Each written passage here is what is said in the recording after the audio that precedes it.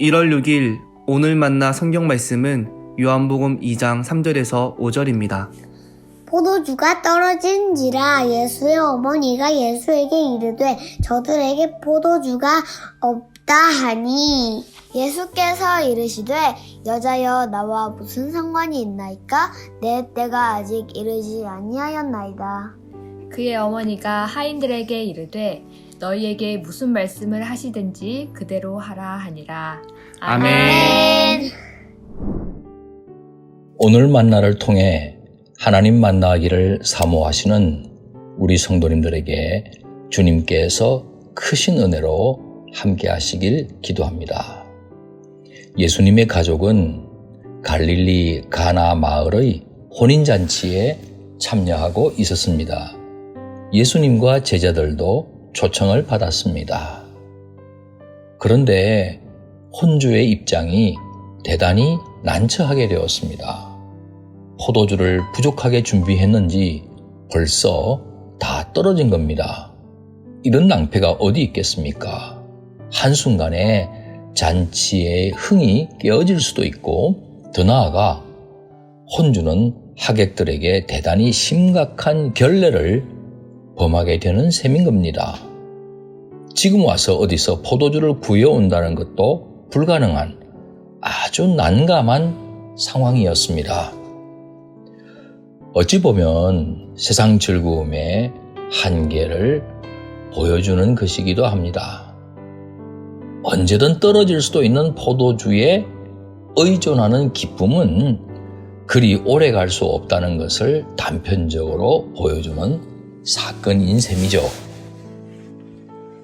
사정이 딱해 보여서 예수님 어머니 마리아가 아들에게 부탁합니다. 무슨 방법이 없겠느냐? 예수님은 대답하시기를 당신의 때가 되지 않았다고 하셨습니다. 요한복음에 나오는 때는 하나님께서 영광 받으시는 때를 가리킵니다. 그것도 십자가에 높이 달리는 그때입니다. 요한복음은 십자가에 높이 달려 올라가는 그것을 영광을 받으시는 것으로 해석하고 있습니다. 그럼에도 불구하고 예수님께서는 물을 포도주로 변화시켜 주십니다. 요한복음은 이것을 표적이라고 증언을 합니다. 영어로는 사인 아닙니까? 사인은 언제나 자기 자신이 아닌 다른 그 무엇을 가리킵니다. 예를 들어 빨간불 자체를 의미하는 게 아니에요. 멈추라는 것을 가리킵니다. 물이 포도주로 바뀐 기적은 사인입니다. 그 자체가 목적이 아닙니다. 예수님이 누구신지 가르쳐주는 표적인 것이죠. 영국의 시인 바이런이 케임브리지 대학생 시절에 기말고사에 임했습니다. 오늘 본문에 대한 것이 출제되었습니다. 가나의 혼인잔치에서 물을 포도주로 바꾸신 예수님의 기적에 대해서 논하라. 시험 내내 답을 전혀 써내려가지 않던 바이런이 마지막 순간에 쓴 답은 다음과 같습니다. 물이 주인을 만나니 얼굴이 붉어지더라. 물이 주인을 만나니 얼굴이 붉어지더라. 아주 장래에 유명한 시인이 될 사람답게 짧은 글이었지만 표적의 의미를 정확하게 짚어내주는 이 문장으로 높은 점수를 받았습니다.